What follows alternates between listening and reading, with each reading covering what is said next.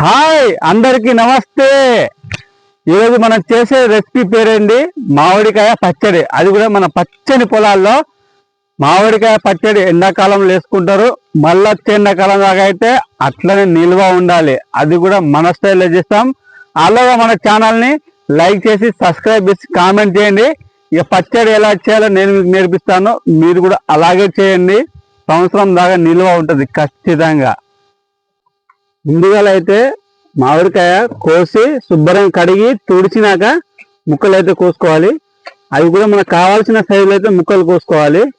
ఆ ముక్కల సైజు వచ్చేసి ఇది ఇలా చిన్న ముక్కలతో కోసుకుంటే చాలా బాగుంటుంది. ఓకేనా? మీరు కూడా ఇట్లనే కోపించుకోండి ఇంట్లో. పచ్చడికి కాయాల్సిన కాయలు అయితే తెచ్చుకున్నాం. ఇవైతే బాగా పుల్లగా ఉండాలి పచ్చడి కాయలు. అయితే పచ్చడి కూడా మంచిగా పుల్లగా టేస్ట్గా బాగుంటుంది.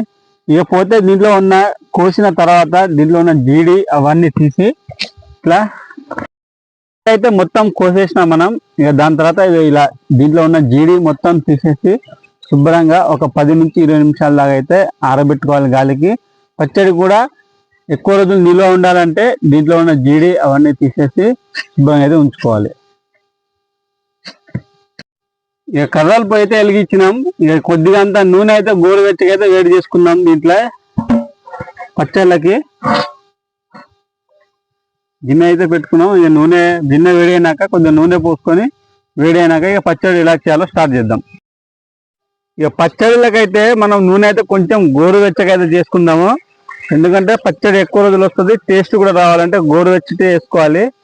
పచ్చి నూనె పోస్తారు చాలా మంది, అదైతే అస్సలు పోయకండి. ఇలా గోరువెచ్చగా చేసుకుంటే కాయలు కూడా మంచిగా మగ్గుతాయి తొందరగా. కావాల్సినంత నూనె అయితే పోసుకున్నా నేనైతే.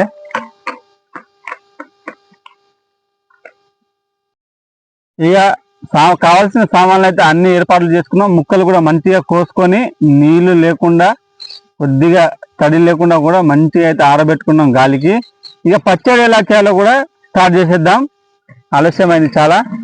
స్టార్ట్ చేద్దాం. ఇక గిన్నెలో బొచ్చలు అయితే ముక్కలన్నీ మంచిగా వేసుకోండి మీరు.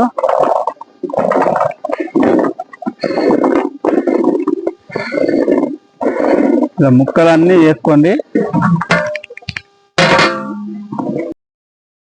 మన పచ్చడికి కావాల్సిన వస్తువులు ఏంటిదో కూడా మీకు చూపిస్తాను. మీరు కూడా సేమ్ ఇవన్నీ ప్రిపేర్ చేసుకోండి ముందుగానే ఇంట్లోకి. ముందుగా అయితే ఇది వచ్చేసి మెంతి పౌడర్ కొద్దిగా వేపుకొని పౌడర్ అయితే పట్టుకోండి. దాని తర్వాత సాల్ట్, ఇది కూడా బ్రాండెడ్ సాల్టే వాడండి, పచ్చడికి మంచిగా ఉంటుంది. టాటా సాల్ట్ అయితే నేను వాడుతున్నాను. ఇక ఇది వచ్చేసి కొద్దిగా ధనియాల పొడి, ఇది కూడా వేస్తే పచ్చడి మంచిగా మగ్గుతుంది. కొంచెం గ్రేవీ అనేది కూడా చిక్కగా వస్తుంది దాంట్లో.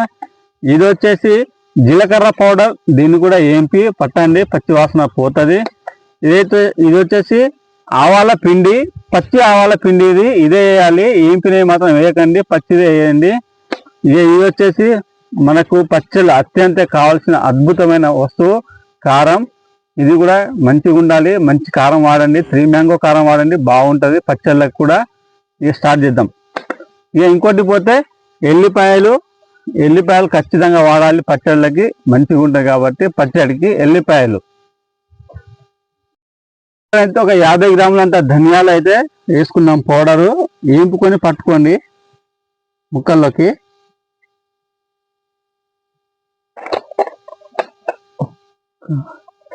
దీని తర్వాత జీలకర్ర పౌడర్ కూడా వేసుకోండి.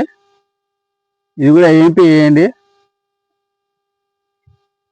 దీని తర్వాత ఆవాల పిండి కేజీకి వచ్చేసి ఒక 30 నుంచి 40 గ్రాముల దాకా వేసుకోండి. మరి ఎక్కువ వేసినా కూడా చేదు వస్తుంది పచ్చడి అంతా, కాబట్టి చూసి చేసుకోండి. ఇక పోతే మెంతుల పౌడర్ కూడా అంతే, సేమ్ చూసి వేసుకోండి. మరి ఎక్కువ వేస్తే పచ్చడి అంతా చేదు వస్తుంది.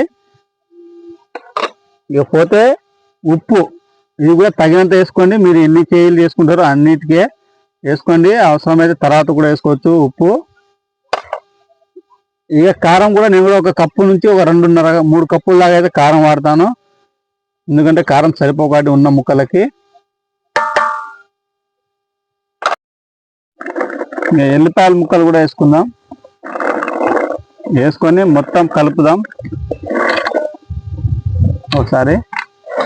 ఇక మొత్తం అయితే కలపండి మంచిగా.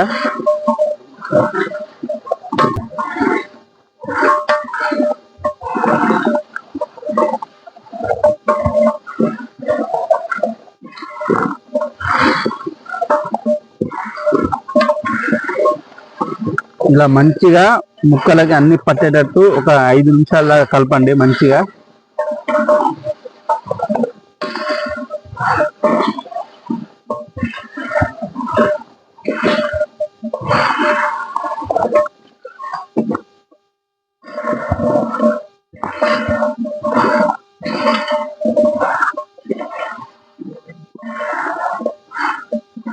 ఇలా కలుపుకున్నాక ఇక ఆల్రెడీ గరం చేసుకున్న మంచి నూనె అయితే అది పల్లి నూనె అయితే వేసుకుందాం. ఇక పోతే ముందే గరం చేసుకున్న నూనె అయితే పోసుకుందాం పచ్చళ్ళకి.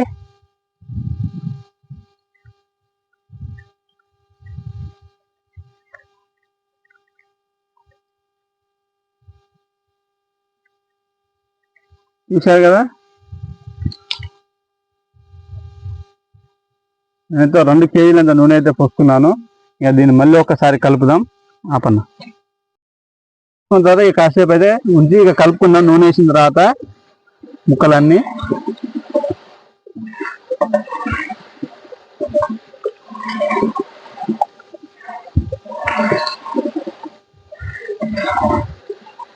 ఇట్లా నీట్గా అయితే కలుపుకోవాలి.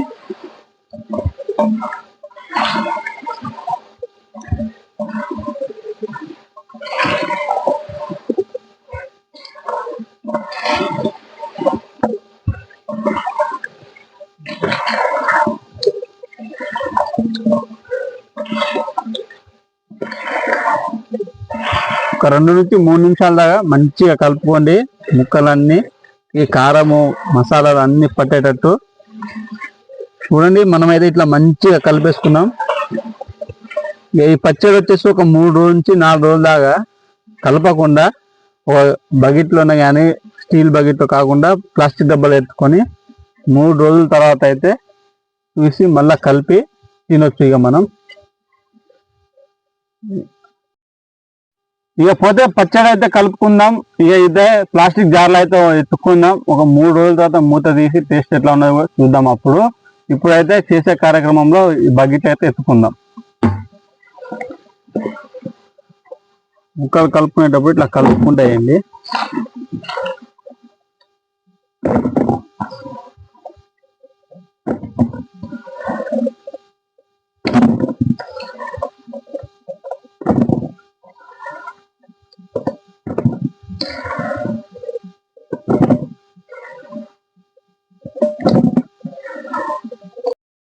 వీడియో చూసారు కదా ఫ్రెండ్స్, పచ్చడి అయితే ఎలా పెట్టానో మీరు కూడా సేమ్ ఇట్లనే మీ ఇళ్లలో కూడా ట్రై చేయండి. బాగుంటుంది పచ్చడి కూడా. ఖచ్చితంగా అయితే మేమైతే గ్యారెంటీ ఇస్తాం. 1 సంవత్సరం దాకా అయితే పచ్చడి నిల్వ అట్లనే ఉంటుంది. ఈ వీడియో మీకు నచ్చినట్లయితే ఒక లైక్, కామెంట్, సబ్స్క్రైబ్ చేయడం అసలు మర్చిపోకండి. ఖచ్చితంగా మీరు సబ్స్క్రైబ్ చేసుకుని ఒక బెల్ గంట ఉంటుంది, దాన్ని ఆన్ చేస్తే మేము పెట్టే ప్రతి వీడియో మీకు వస్తూ ఉంటుంది. ఈ వీడియో షేర్ చేయండి. ఎవరికి తెలియని వాళ్ళు కూడా ఈ విధంగా మా వీడియోలు చూసి నేర్చుకుంటారు. ఆ సహాయం మాత్రం మీరు చేయాలి. థ్యాంక్ యూ, ధన్యవాదములు. మళ్ళొచ్చే వీడియోతో మీకు కలుస్తా. ఇట్లు మీ అక్షిత కుకింగ్ యూట్యూబ్ ఛానల్.